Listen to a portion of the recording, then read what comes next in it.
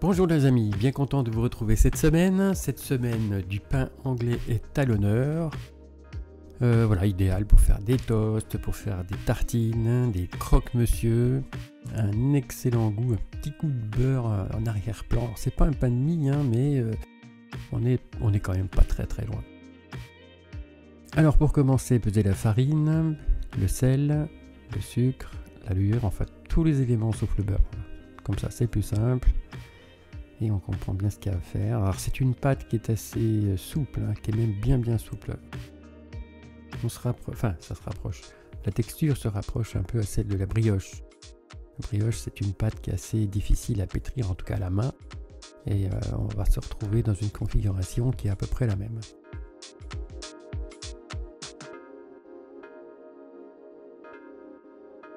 Voilà, donc maintenant c'est parti pour 15 minutes de pétrissage en première vitesse.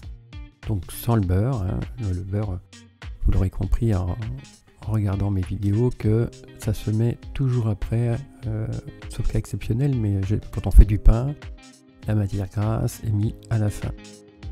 Voilà, donc ici je fais un petit test température avec ce nouveau thermomètre là, qui est absolument génial, qui permet de prendre la température même en cours de route. Voilà, donc l'objectif est de ne pas dépasser les 24-25 degrés. Là on est au moment de la vidéo au mois de février, donc il fait assez frais, il fait bon. Bon là ça va vite, mais c'est pas la vitesse réelle. Pas prendre peur. Voilà, donc voilà, on peut s'apercevoir que ça monte doucement. Alors si j'atteins les 24-25 degrés, j'arrête, même s'il y a que 10 minutes, 12 minutes de pétrissage. Bon alors évidemment on serait en été, on refroidit un peu l'eau, le lait, de façon à avoir une pâte fraîche. Voilà, là on est monté à 24,8, quasiment 25. Enfin ça va, il y a eu 15 minutes. Donc c'est l'idéal. Voilà. Faites du pain anglais qu'au mois de février. Alors le beurre, alors je le passe pas au micro-ondes, évidemment, on est dans les pâtes. Je le retravaille juste un petit peu, je l'avais sorti un peu avant, donc il s'est ramolli très vite. Voilà, encore une fois, c'est pour pas perdre les matières plastiques, et encore qu'il y a très peu de beurre, donc ça vraiment pas d'incidence. Voilà, on peut s'apercevoir que la pâte est une pâte molle. Alors faut pas trop s'affoler avec ça, là c'est normal. On a besoin d'élasticité, mais de quelque chose de pas dur du tout. On se rapproche des pains de mie, donc il nous faut des pâtes qui sont assez souples comme ceci, de façon à faire une mie fine avec des toutes petites bulles. Voilà, un alvéolage donc très fin. Voilà, c'est reparti. Alors évidemment, c'est pas la vitesse réelle, et voilà, c'est simplement pour accélérer la vidéo, c'est pour montrer qu'il y a quand même du temps. Voilà, donc on arrive à la fin donc, de ce pétrissage.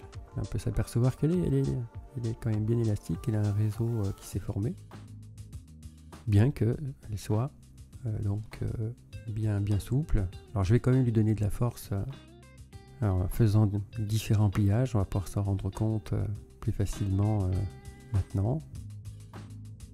Voilà, malgré tout, elle se tient, elle s'étale pas. Voilà, donc un pliage des deux côtés, enfin des quatre côtés plus exactement. Et tout de suite, on se rend mieux compte de la tenue qu'elle prend. Voilà, si vous pétrissez à la main, je vous conseille vraiment de procéder de cette façon. Là, c'est pas utile de pétrir 14-15 minutes, vous allez la déchirer plus qu'autre chose. Faites des pliages, laissez-la tranquille 2-3 minutes, refaites des pliages, et ainsi de suite, jusqu'à ce que vous ayez une consistance voilà, comme ça, qui se tient bien. Là, on s'en rend bien compte.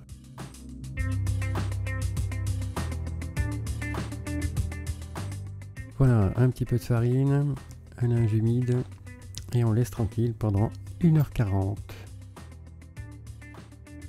1h40, et ensuite on fera un petit rabat, on fera donc quelques pliages et on laisse tranquille encore pendant 15 minutes. Voilà, nous voilà donc 1h40 plus tard. Donc cette pâte a commencé à lever. On sent bien, on se rend compte de l'air qui s'est produite à l'intérieur, le gaz carbonique. Allez, un petit coup de racle.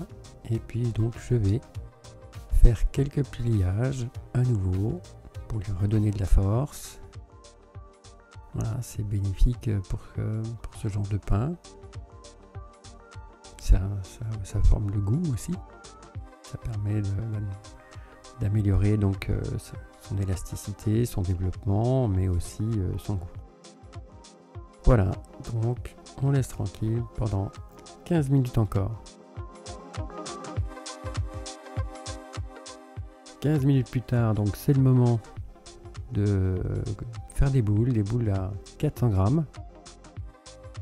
Alors si vous avez des moules à pain de mie, c'est le moment de les utiliser. Moi j'en ai pas, donc j'ai utilisé des moules à cake, qui est à peu près la même chose.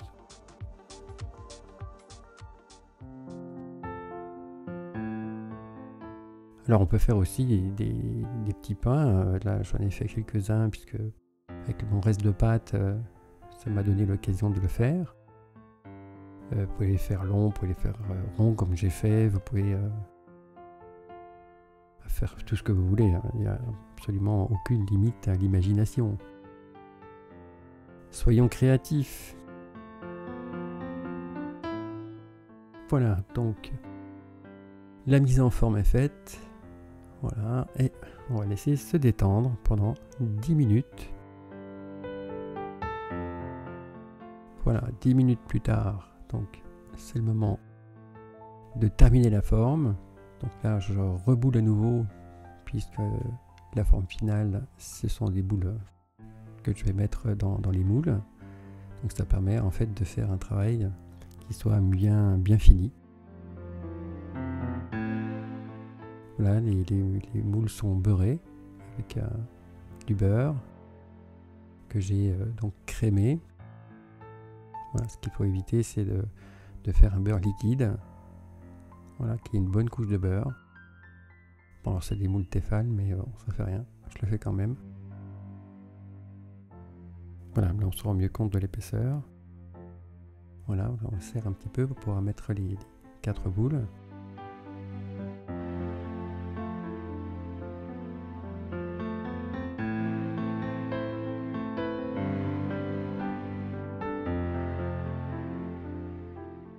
Alors les temps de pousse que je vous ai donnés sont des temps qui sont variables. Encore une fois, dans la boulangerie, c'est lié avec le temps. Si vous avez des moments plus froids, il faudra allonger ces temps-là. S'il fait plus chaud, il faudra les réduire. On travaille avec de la levure biologique, un champignon qui est vivant. En conséquence, il faut suivre l'évolution des températures et de la réaction que ça a sur les pâtes. Voilà, c'est une base à laquelle on va se tenir, mais qui sera donc variable en fonction du temps. Si c'est humide, s'il fait chaud, s'il fait pas chaud, s'il fait un temps sec. C'est relativement différent. On va varier les temps en fonction de tout ça. Rien n'est totalement fixe.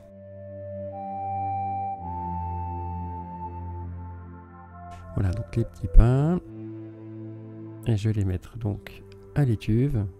Donc là pour le coup j'ai un four qui me permet de mettre une température de 40 degrés et je vais donc les laisser monter pendant 1h10.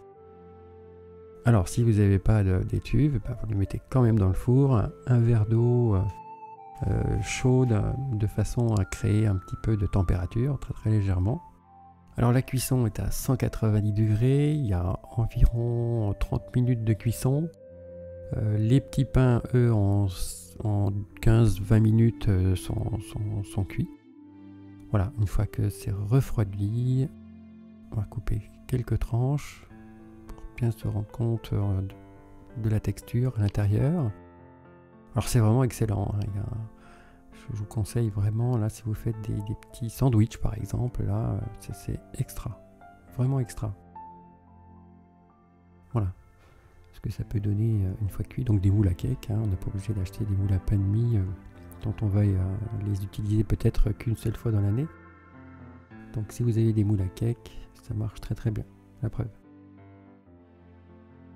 Merci de m'avoir suivi, la musculation du pouce si vous avez aimé, et à très bientôt pour une prochaine vidéo. Salut à tous!